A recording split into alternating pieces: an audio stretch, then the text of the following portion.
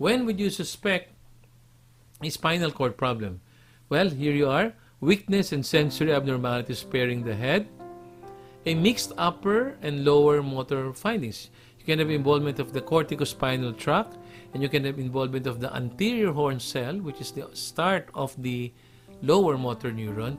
Oh, don't forget the third part because we'll be discussing about that. A sensory level.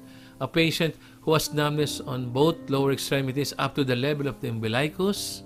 Okay, that's a sensory level. Difficulty in urinating or moving the bowels, okay, a sphincter dysfunction or failure to control urination, so you have incontinence, okay, back pain or tenderness if you have lesions in the spinal cord due to, let's say, involvement of the vertebra or the structures around it, okay, spinal vertebral abnormalities like kyphosis, scoliosis, okay, that can cause responsible for spinal cord problem. This is important. These are important landmarks that you should know. At the level of the nipple is the T4 level. At the level of the sternum is the T7. At the level of the umbilicus is T10. And down here in the inguinal area just above it is the level of the T12. Okay? So, at what level of the spinal cord is the lesion? Okay, patient coming in with paraplegia with numbness at the level of the nipple, then you think that's the highest level without involvement of the arms. Okay, then you would think that the lesion is at the level of the T4. That's in the spinal cord area. Spinal cord, thoracic level 4.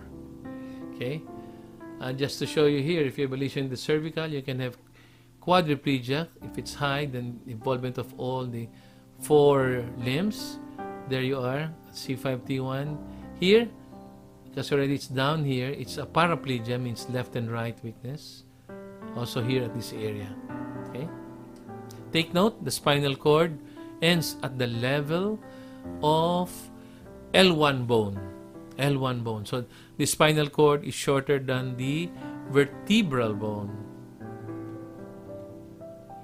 There are many syndromes. Okay, take note here, you can have a lesion on half of the spinal cord. That's the Brown's-Acquired syndrome. Okay, there's a lesion in the central part of the spinal cord. It's central cord syndrome, producing a central cord syndrome.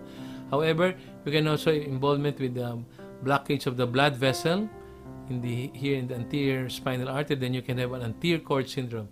Again, at first year level, this might be difficult, but later on when you go to your second year, third year, then you might have to go back to these slides.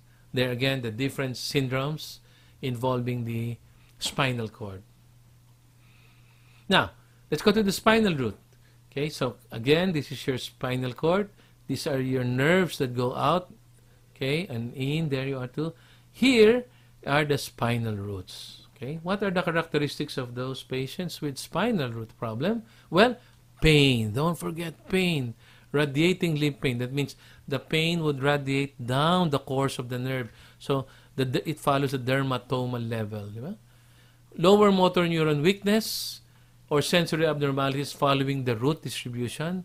And because of there's involvement of the nerve, then usually there's loss of reflexes. If you have upper motor neuron lesions, okay, involving the corticospinal tract before it ends in the anterior horn cell, then you have a hyperactive reflexes. But then when it's already the roots, the nerves, okay, then you have loss of reflexes or areflexia or hyporeflexia.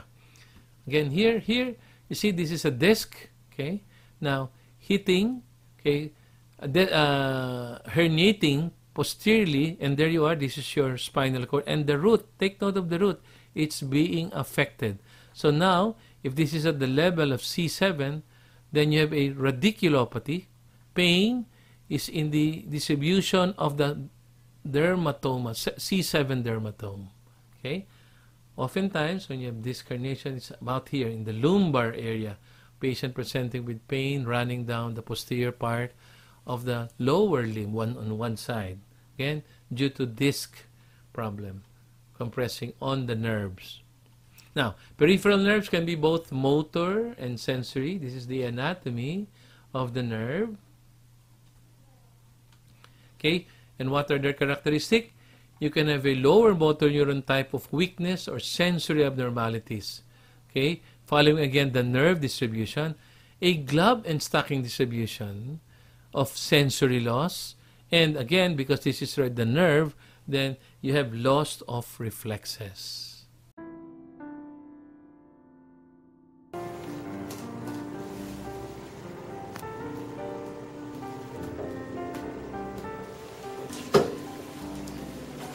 Dikit pa?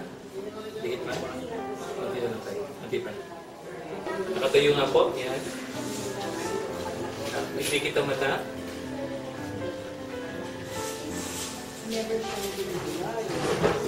Okay.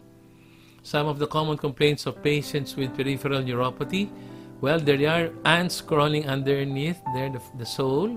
You have pins and needles, burning sensation. Okay?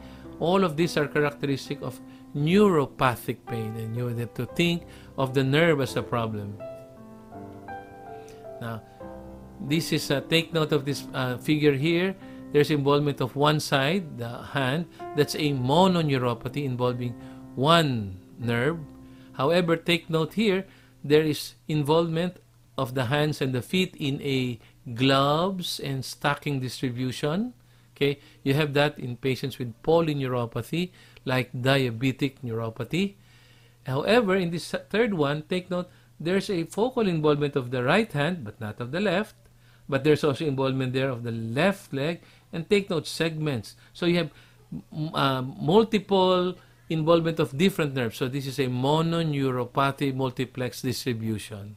Okay, so again, you collect all the signs and the symptoms, and then see what is the pattern, okay, for you to get an idea on the type of neuropathy. Some pearls, sensory loss findings, rules out a muscle disease and disorders of the neuromuscular junction as the primary localization. So that's obvious because the neuromuscular junction and the muscle don't carry functions for sensation. Now, neuromuscular junction, of course, in physiology, we also talk about myasthenia gravis. This is the classical one. An involvement there in the neuromuscular junction.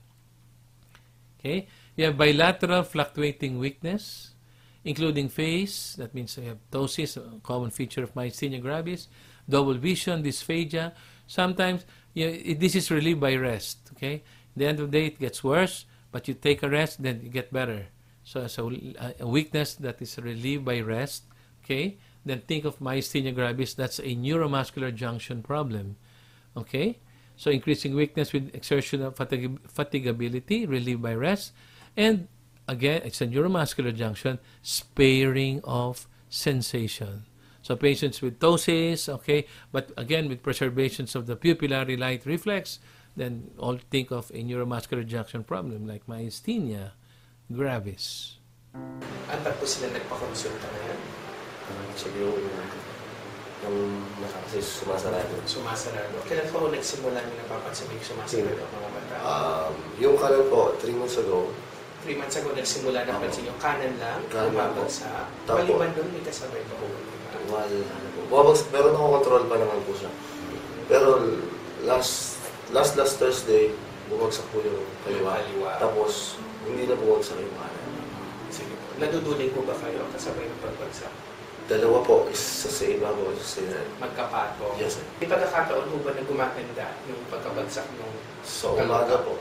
Mas madali? Yung sa kanan. yung kanan nyo? So, umaga pagkagising. Maayos pa siya. Now try to look up. Yeah. Up. We'll do it for mga 3 minutes, 2 minutes. And let's see the effect. Pwede pong pakialas ng eyes.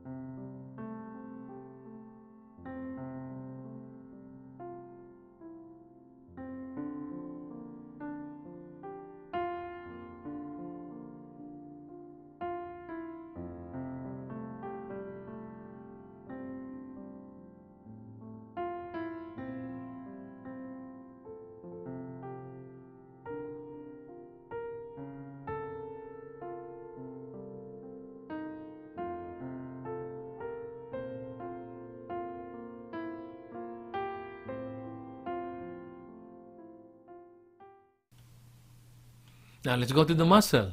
Okay, the end of the tract, muscle.